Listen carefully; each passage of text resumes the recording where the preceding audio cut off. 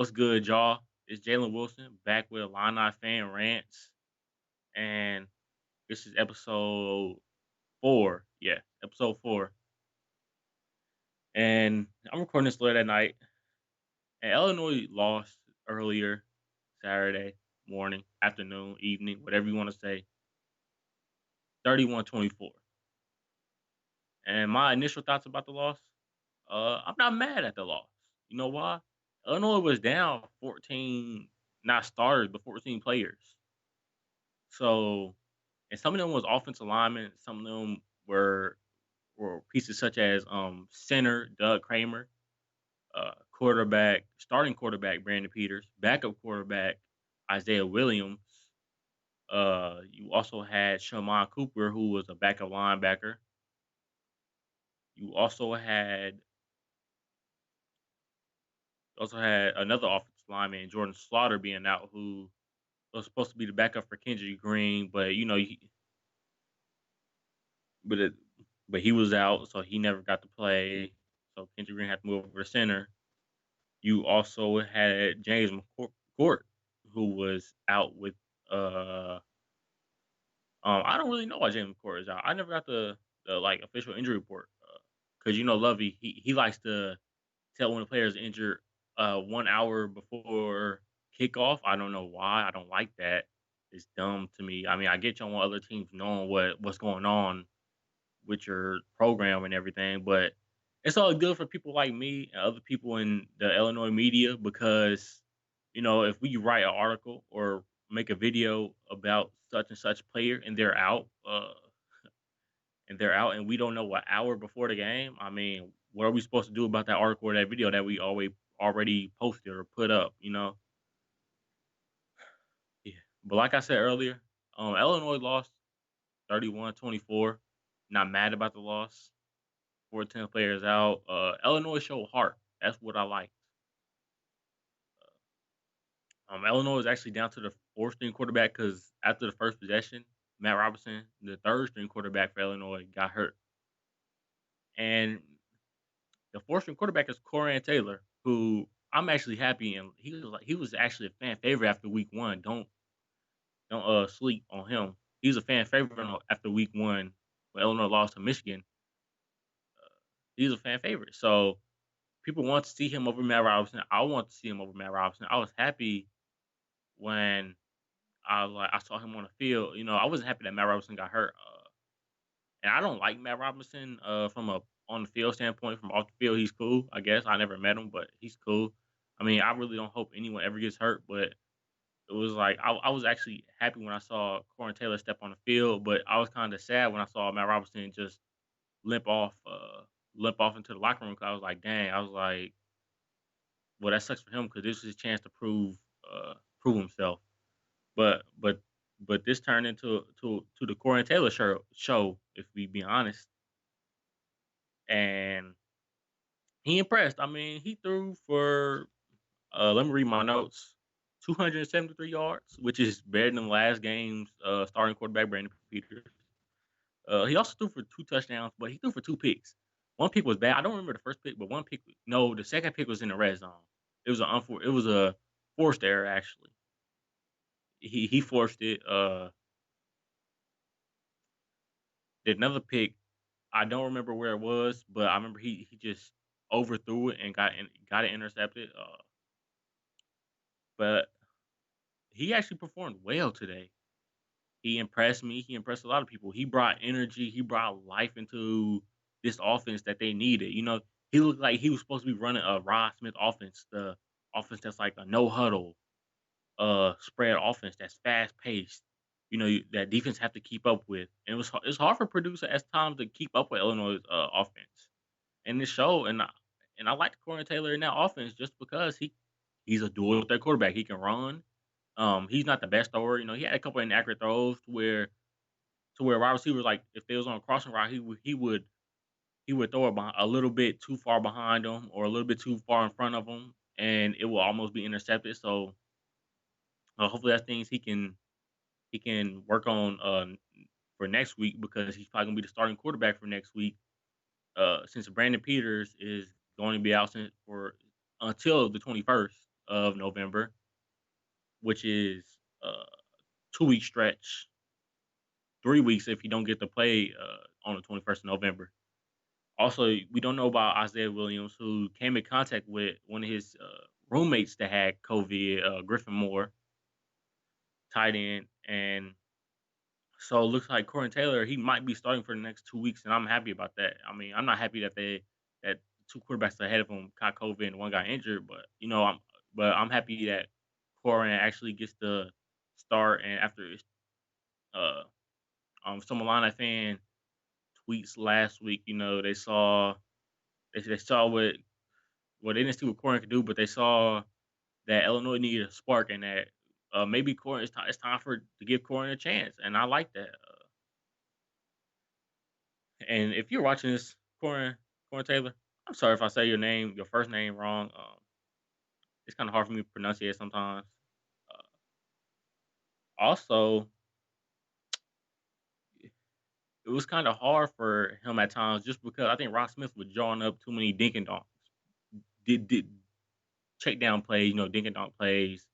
I didn't like that sometimes because it's like to a certain point, Purdue knew what was coming. That they knew that the Illinois wanted to check it down. They weren't gonna go deep, so Purdue kind of played the ball short. Like it was like a run, but it wasn't. So, so that was the thing I didn't like. I feel like Ross Smith could have made an adjustment on, but I don't blame him for not making an adjustment just because you don't know how much trust you got in your fourth string quarterback.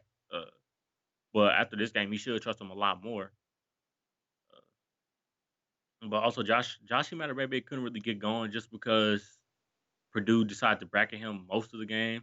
I'm not mad at it since he's the best receiver, and usually our quarterbacks, whether it's Brandon Peters, Isaiah Williams, Matt Robinson, Corey Taylor, uh, he- usually they look Josh Imatorbhebhe's way first because he's the best receiver. He's the quickest receiver to get open at times. But he couldn't really get nothing going. But Daniel Imatorbhebhe, his brother, older brother, he scored a touchdown. He made a couple good plays. You had Daniel Barker who made a couple good plays.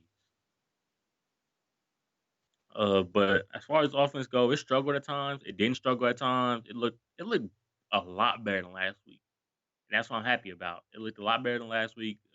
They executed on plays. There's some plays that they could have executed more on. I believe it was second quarter, maybe like 6 minutes left. Illinois fumbles the ball inside the red zone or inside their own 20, and it took momentum away and gave it to Purdue, which hurt them. It's about execution. Yeah, it was because it was Mike because Corey Taylor was trying to hand it off to Mike Epstein, and it was just a bad handoff, and it was end up being fumble, and Purdue recovered it, and it sucked because it was like just took the momentum away from Illinois. This defense for Illinois, it performed. I wouldn't say it performed great. It performed well though. It performed well. Forced a couple turnovers. I believe forced 2 or 3 fumbles. Maybe it was actually a lot of turnovers from each side. Uh, it was something I didn't like. Again, I don't like the fact that Levy still ran cover two, and it was like, and it's like with Levy's cover two, it's like the linebackers are either going to blitz or they're going to run a coverage, and sometimes they blitz, and you know what happens when you blitz? A wide receiver is probably gonna cut across right across the middle to do like a little drag route and get 10 plus yards. But this one person I was not impressed with was Nate Hobbs. I mean, he did have to cover David Bell, who might be better than Rondell Moore. We don't know, but he's good. Uh, David Bell's good. I believe he's a freshman All American last year. He had 9 receptions for. Let me read my notes. For I think that says he had 9 receptions for 122 yards and 1 touchdown. Sorry, and it was a great showing from him.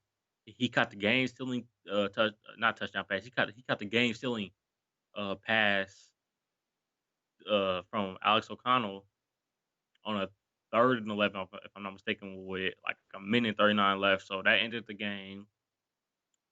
But this defense, it had a couple blown busted coverages. Again, with the cover two, Purdue attacked the seams at times. They also had a player cut across the middle, knowing that Illinois' safety isn't the best, knowing that they react late. Uh, so I think that's things that Lovey needs to address next week. Not only that, you also have you also have the linebackers they did better at coverage this week than last week, but they still struggle. DB struggle. Lovey, I feel like it was a I wouldn't say it was good. It was a decent game from coaching from Lovey and Ross Smith. Um, when it came time to it, Lovey made the adjustments on defense. They was kind of playing a cat and mouse game on offensive coordinator for Purdue and Lovey Smith, the defense coordinator for Illinois. So it's kind of playing cat and mouse game in the fourth quarter when things got close. Uh, then, but it was a decent coaching outing for Lovey. Uh, I saw I saw some people mad at him early in the first quarter, not first quarter, first half, because it was like he was just letting up points after points, because Illinois, the big thing about last game against Wisconsin was that, oh, Illinois can't sustain drives, so the defense is going to be tired. But this game, Illinois sustained drives, but the defense didn't get stops at times. So it was like, oh, I mean, you're just going to allow to keep scoring. It's something that needs to be addressed. And I was like, I'll think in my head, I'm like, this keeps happening. Um, the Levy era could come to an end. I mean, they played well. They played with heart today. I like that. But it still could come to an end. I mean, just because they play good today, don't mean they're gonna play good next week or the week after. Don't mean they're gonna play bad next week or the week after. But it's just with Lovey, I don't feel like Lovey is a guy. Not to say he's like a bad coach. I just don't think he translates well. His coaching translates well to college. Sorry, I keep messing up with the system he runs. He tried to run the NFL system in college. I don't think it works. Uh, Because I mean, I think it would work if he had the talent, but he doesn't have the talent to run that type of system that he wants to. He isn't on the Bears anymore where he has Brian Urlacher and Lance Briggs. He doesn't have them linebacker. No, I mean that's not no knock to Jake Hansen, but of course Jake Hansen isn't Brian Urlacher, who was a Hall of Famer linebacker. Maybe not first ballot, maybe not second ballot. We never know, but he's still a Hall of Fame linebacker.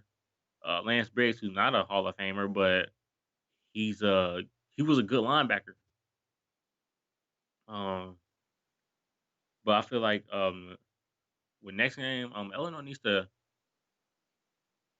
this offense needs to come out the same type of pace they did this game. Same amount of fire. I like the fact that Lovey took chances, went for it on fourth down. That was good. He went for it on fourth down a couple times. I mean, I thought one time he should at least took the points if you ask me. But I'm not the coach. Uh, but it was just like they need to do that next game. They need to put on the big boy balls. And they did that this game, and it almost worked out. I'm not mad. Put them on next game and do the same thing, but with different results. Win next game. And this defense, it needs to. I don't know. I mean, I don't see Lovey changing his defense for next game. The next game is against Minnesota, and Minnesota is on 2. But I think Minnesota is a better team than Illinois. We being honest, but something needs to change within this defense for the secondary because they clearly struggle when it comes to covering the seam, when it comes to having players run across and have busted coverages. It's bad. But overall, I'm not mad about this loss. I'm not happy about this loss. I'm just happy the team showed heart. They showed fight. They showed resiliency. Uh, I feel like they gave Corn Taylor and this whole team gave Illinois fans hope for next game and the game after that. So yeah, I mean, Illinois. not Illinois, but Minnesota's next, and I should have a preview for that game coming out sometime next week. So I'll catch y'all later. Uh, and and this has been Jalen Wilson with Real Ones Productions, and I'll catch y'all later. See y'all.